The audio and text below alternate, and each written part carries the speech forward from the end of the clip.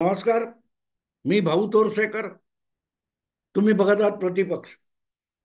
मित्रांनो, मी सध्या दिल्लीत आहे. सांगायला नको, मागची पार्श्वभूमी बघितली की अनेक चोखंदळ श्रोत्यांना माहिती झाले की मी दिल्लीत आहे, मुंबईत आहे की पुण्यात आहे की आणखीन कुठे आहे. हे पार्श्वभूमीवर सुद्धा अनेक श्रोते आपोआप ओळखतात. पण दिल्लीमध्ये मी लागोपाठ 3 दिवस माझं वास्तव्य माझ्या घरीच होतं, माझ्या मुलीकडे. पण हे निमित्त साधून दिल्लीच्या तालकटोरा स्टेडियमवर जे 98 क्रमांकाचं मराठी साहित्य संमेलन भरलं होतं, तिकडे मी जात होतो.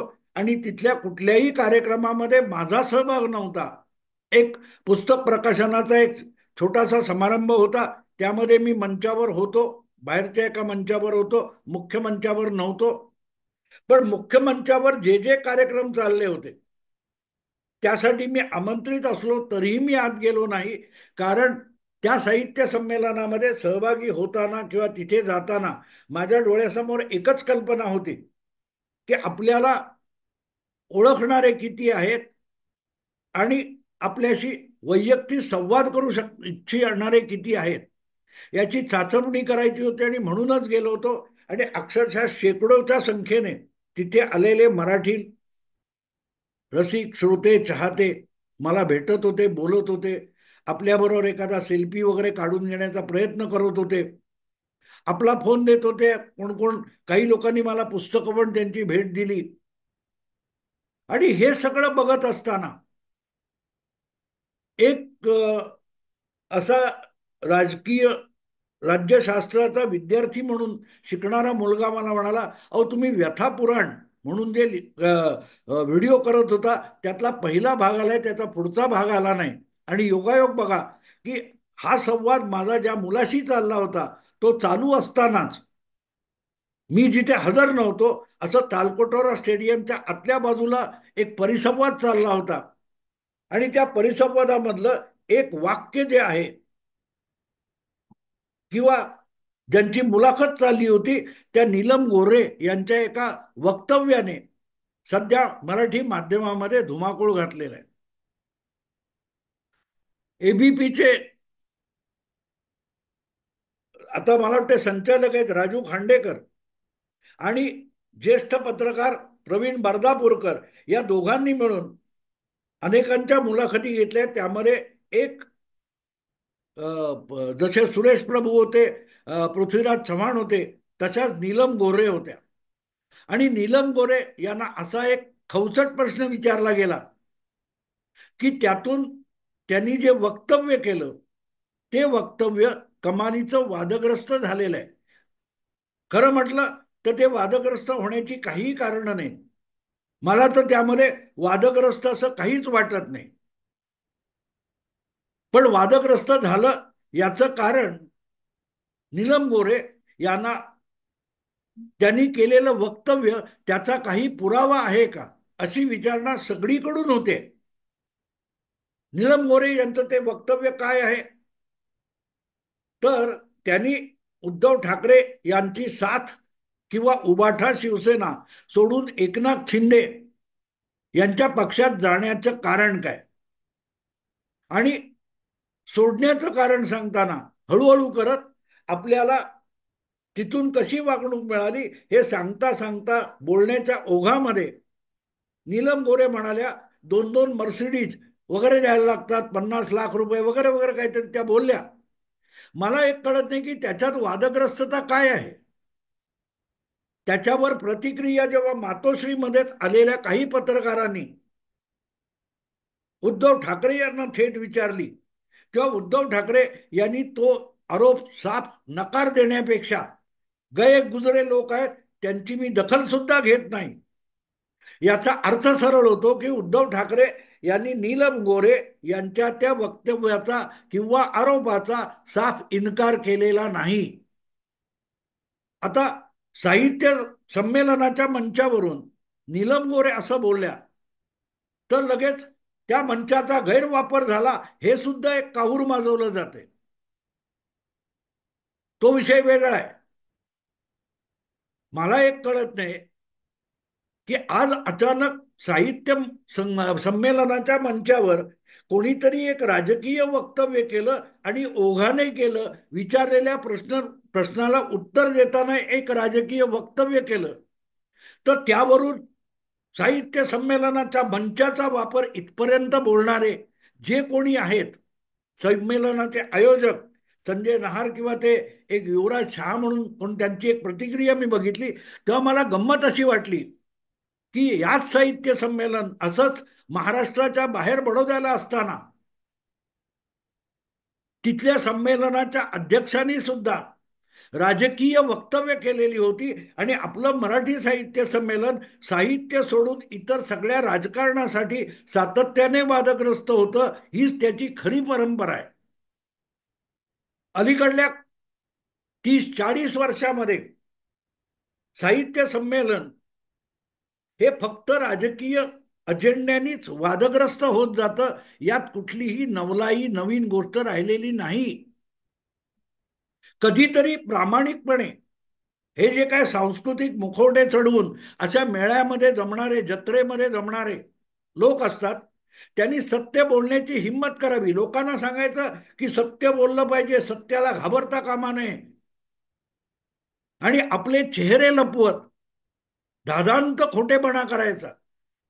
योगायोग असा आहे मित्रांनो की मी साहित्य संमेलनात सहभागी कधी झालो नाही. यापूर्वी म्हणजे हे 98वं संमेलन आणि माझं दिल्लीतच होतं.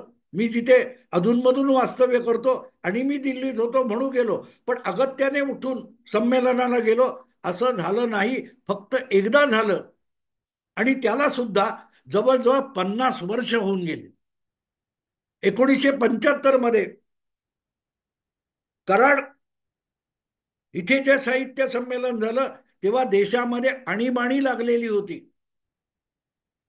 आणि त्या आणीबाणीमध्ये राष्ट्रीय पातळीवर महाराष्ट्राचं नेतृत्व करणारे यशवंतराव चव्हाण जेव्हा स्वागताध्यक्ष म्हणून बोलायला उभे राहिले, तेव्हा समोर जमलेल्या त्या प्रचंड मंडपामध्ये ज्या महिला होत्या त्यामध्ये एका महिलेचं नाव होतं इंदुमती केळकर. त्या स्वतः लेखिका आहेत, त्या स्वतः राजकीय विचारवंत होत्या, त्यांची अनेक पुस्तकं आहेत, समाजवादी विचारसरणीच्या होत्या. आणि यशवंतराव चव्हाण हे केंद्रीय मंत्री असताना, स्वागताध्यक्ष म्हणून बोलत असताना तिथे घोषणा देत आणीबाणीचा आणि यशवंतरावांचा निषेध करण्याची हिंमत एका महिलेने केली होती. त्यांना फरफटत पोलीस त्या गर्दीतून घेऊन गेले होते. तेव्हा सगळे साहित्यिक त्या कराडच्या साहित्य संमेलनात शेपट्या हलवत बसले होते, पण कोणीही ते संमेलन तिथल्या तिथे बंद करून निषेध व्यक्त करण्याची हिंमत केली नव्हती किंवा आविष्कार स्वातंत्र्याचे झेंडे खांद्यावर घेतले नव्हते. एकुलती एक इंदुमती केळकर ही पोलिसांनी झडप घालून पकडली आणि फरफटत नेलेलं होतं, पण काही झालं नाही. पण त्याचा प्रतिसाद खुद्द साहित्य संमेलनाच्या अध्यक्ष असलेल्या दुर्गाबाई भागवत यांनी आपल्या अध्यक्षीय भाषणामध्ये त्याचा पडसाद उमटवून दाखवला आणि ते कराडचं साहित्य संमेलन संपल्यानंतर विनाविलंब दुर्गाबाई भागवत साहित्य संमेलनाच्या सुवर्ण महोत्सवी साहित्य संमेलनाच्या अध्यक्षा दुर्गाबाई भागवत यांना अटक केली होती आणि तुरुंगात टाकण्यात आलं होतं. तेव्हा राजकारण आणि साहित्य संमेलन किंवा साहित्य संमेलनाचा पवित्र सांस्कृतिक मंच असला भंपकपणा करण्याचा काही कारण नाही. जो कोणी असं त्या मंचाचं गैरवापर वगैरे बोलत असेल त्याला मराठी साहित्य संमेलनाचा इतिहास माहिती नाही, भूगोल माहिती नाही आणि काहीच माहिती नाही असं म्हणावं लागेल. जे काय 50व्या साहित्य संमेलनात घडलं होतं त्याच्या तुलनेमध्ये नीलम गोरे यांनी केलेलं एक ओझरतं वाक्य, मर्सिडीज किंवा 50 लाख वगैरे काय, हे नगण्य आहे, नजरे आड करण्यासारखं आहे. पण त्यावर प्रतिक्रिया द्यायला जे कोणी पुढे आले, मग ते संजय नहार असतील, युवराज शहा कोण असतील किंवा आणखीन कोणी असतील, तर त्यांना एक गोष्ट अगत्याने सांगायला पाहिजे होती की कराडच्या साहित्य संमेलनात आमच्या पावित्र्याचं वस्त्रहरण चाललं असताना आम्ही शेपट्या आत घालून बसलो होतो, सगळेच्या सगळे मराठी साहित्यिक. हिंमत झाली होती बोलायची. आम्हाला हे माहिती नाही असं म्हणणार असाल तर मग सांस्कृतिक वगैरे असला वारसा आणि पुण्यात्मे होऊ नका. हे होत आलं वारंवार. हे होत आलं वारंवार. चिपळूणच्या साहित्य संमेलनामध्ये एका कुठच्या त्या भव्य मंडपाच्या एका प्रवेशद्वाराला बाळासाहेब ठाकरे यांचं नाव देण्यात आलं. त्यावरून काहूर माजलं. आयोजकांनी, आमंत्रितांनी परशुरामाचं चित्र छापलं होतं आमंत्रण पत्रिकेवर, त्यावरून काहूर माजवण्यात आलं. ते राजकारण नव्हतं. आपापले पुरोगामी अजेंडे घेऊन अशा संमेलनामध्ये घुसणारे आणि त्यावर कब्जा करणारे जे लोक आहेत. दारा भवाळकर म्हणाल्या, काही लोक उपहासाने पुरोगामी म्हणतात पुरोगामीला. ताराबाई याचं कारण पण समजून घ्या. अध्यक्ष झालात आणि तुम्हाला बोलायला मिळतंय म्हणून उपहासाने पुरोगामीला पुरोगामी हा शब्द का वापरला जातो आपण समजून घ्या. फक्त जुन्या साहित्य काय काय ते संत साहित्य किंवा आदिवासी साहित्य आणि दलित साहित्य यांचा अभ्यास तुम्ही केलात म्हणून तुम्ही सर्वज्ञानी होत नाही ताराबाई. काही गोष्टी या वस्तुस्थिती म्हणून स्वीकाराव्या लागतात आणि जे सत्य ज्यांना स्वीकारता येत नाही ते सत्यम शिवम सुंदरम होऊच शकत नाही. संमेलनाच्या अध्यक्षाला अटक करणाऱ्या परंपरेतले लोक तुमच्या बाजूला बसलेत, त्याची वेदना होत नाहीत ताराबाईंना. कोणीतरी ताराबाईंना हे विचारलं पाहिजे, दुर्गाबाईंना अटक झाली तेव्हा तुम्ही काय करत होता. ठणकावून सांगितलं, कान टोचले, काय काय ऐकतोय मी वाचतोय युट्यूबवर. तारा आजींनी कोणाचे कान टोचले वगैरे. मुद्दा असा असतो की राजकारण सगळीकडे आहे. राजकारण्यांच्या आशीर्वादाशिवाय आणि उपकाराशिवाय असली साहित्य संमेलन भरवता येतात. मनोहर जोशी मुख्यमंत्री असताना मुंबईचं साहित्य संमेलन झालं. त्या संमेलनाला सरकारतर्फे, आपलं सरकार आहे तर जास्त निधी द्या म्हणून सांगणारे बाळासाहेब ठाकरे यांनाही टोमणे मारण्याचा उद्योग वसंत बापट जे संमेलनाचे अध्यक्ष होते त्यांनी केला होता. तरीही बाळासाहेबांचा अपमान बापट करत नसतील तर त्या बापटांचाही अपमान करणारे अनेक पुरोगामी होते आणि म्हणून पुरोगामीला पुरोगामी का म्हणावं लागतं हे ताराबाईंनी जरा अभ्यास करावा. साहित्यिकांना पुरोगामी ठरवू नका. आपल्या संत साहित्यांना संत महात्मे होते आणि ते तत्कालीन प्रस्थापिताच्या विरुद्ध उभे राहत होते. पुरोगामी तो असतो जो प्रस्थापिताच्या विरुद्ध ठणकावून उभा राहतो, छाती ठोकून उभा राहतो. प्रस्थापिताच्या आशीर्वादाने चाललेली संमेलन ही क्रांतिकारी नसतात, एल्गार करणारी नसतात. आणि तिथे गेल्यानंतर देखील आपला अभिमान गुंडाळून न बसणाऱ्या दुर्गाबाई सारख्या विदुषीकडूनच एल्गार होऊ शकतो.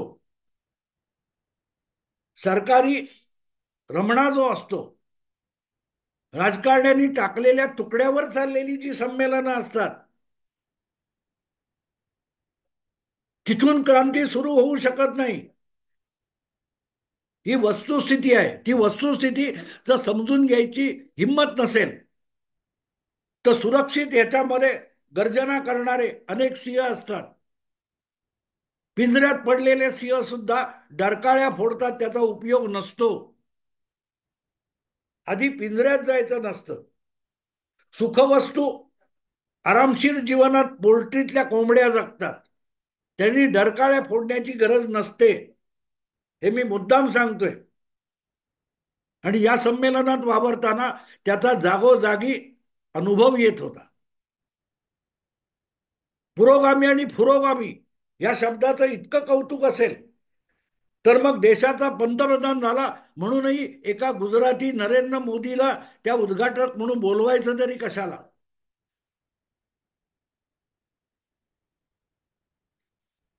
यालाच तर चातुर्वर्ण्य म्हणतात.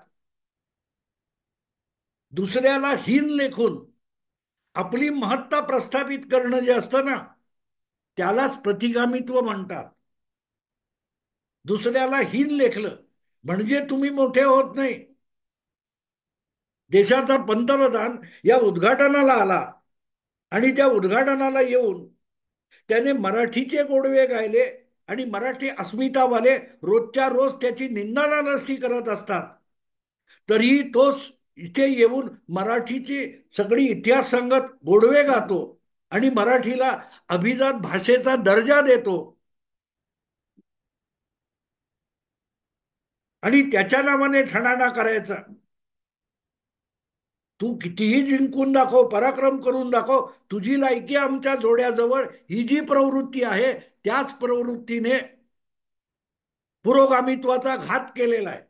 आणि त्याच्या विरुद्ध बंड करणारे ते संत होते. संत महंत पुरोगामी होते. ते पुरोगामी नव्हते. ते तात्कालीन बुद्धिजीवींच्या विरुद्ध बंड पुकारून उभे राहिलेले होते. मग तुकाराम महाराज असोत, ज्ञानेश्वर असोत, सगळे असोत.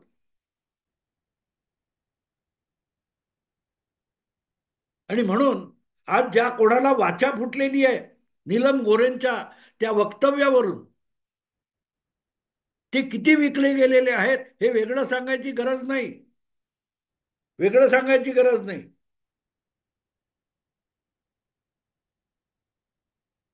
त्याच नीलम गोरेंवर त्यानंतर ज्या प्रकारे उबाठा शिवसेनेकडून गरळ ओकली जाते त्याविरुद्ध एक चकार शब्द बोलायची हिंमत आहे कोणाची. टीका करताना टीकेचे घाव सोसण्याची सुद्धा तयारी असावी लागते. तेव्हा तुम्ही सुसंस्कृत आणि होता. जावेद अख्तर यांनी एका कार्यक्रमात केलेलं वक्तव्य मला आठवतं. टॉलरन्स म्हणजे काय? जे आपल्याला आवडत नाही, जे आपल्याला पटत नाही ते सुद्धा शांतपणे ऐकण्याची ज्याची तयारी असते त्याला टॉलरन्स म्हणतात.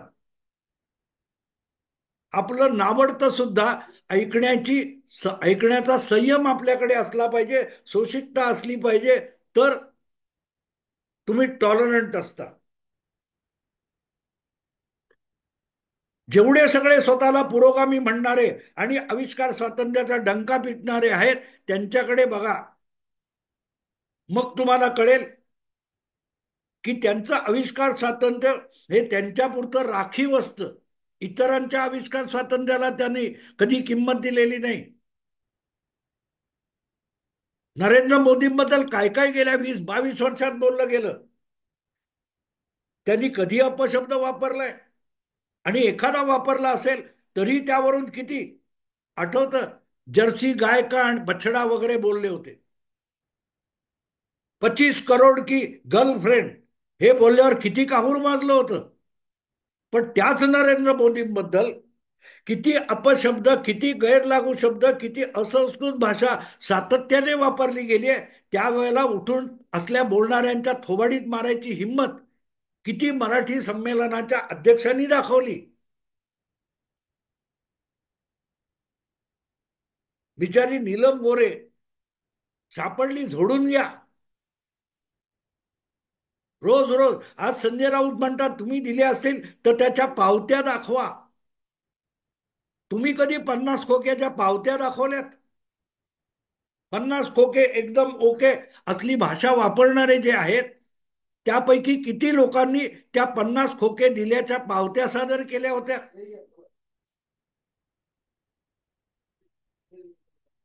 दिवसेदिवस मराठी साहित्य संमेलन हे एक थोतांड,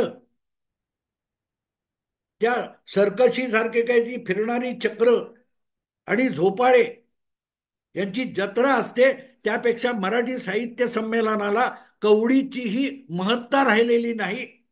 आणि त्याचंच प्रतिबिंब अख्ख्या संमेलनात पडलं होतं. तेच प्रतिबिंब बघायला मी गेलो. मी त्यात कोणी सहभागी झालेलो नव्हतो. ज्यांनी फेकलेल्या तुकड्यांवर अशी संमेलनं भरवली जातात, त्यांचीच निंदा नालस्ती करण्याचा बुद्धिजीवी कार्यक्रम म्हणजे साहित्य संमेलन होत चालेल हे सांगणं आवश्यक होतं. म्हणूनच हा व्हिडिओ केला. अनेकांना तो आवडणार नाही, आवडला नाही तर मला परवा नाही. कारण मी अशा सगळ्या पुरोगाम्यांची कायमचा पंगा घेतलेला आहे. कायमचा पंगा घेतला. ताराबाई पुरोगामी आणि पुरोगामी यातला फरक आहे ना, त्याचाही जरा अभ्यास करा, जे आणखीन वर्ष उरली आहेत तेवढ्यामध्ये. मग आपण असे शब्द का वापरायला नकोत हे तुमच्या लक्षात येतील. मोठा विषय कधीतरी अधिक बोलेन, आत्ता इथेच थांबतो. पण नीलम गोरे यांनी घाबरू नये एवढंच सांगून थांबतो. कारण बिनबुडाचे आरोप म्हणजेच पत्रकारिता आणि आविष्कार स्वातंत्र्य झालं असेल तर नीलम गोरे अजून बेधडक बोला, काही बिघडत नाही. मित्रांनो, आता इथेच थांबतो. आवडलं लाईक करा, शेअर करा आणि प्रतिपक्षाला सबस्क्राईब करा.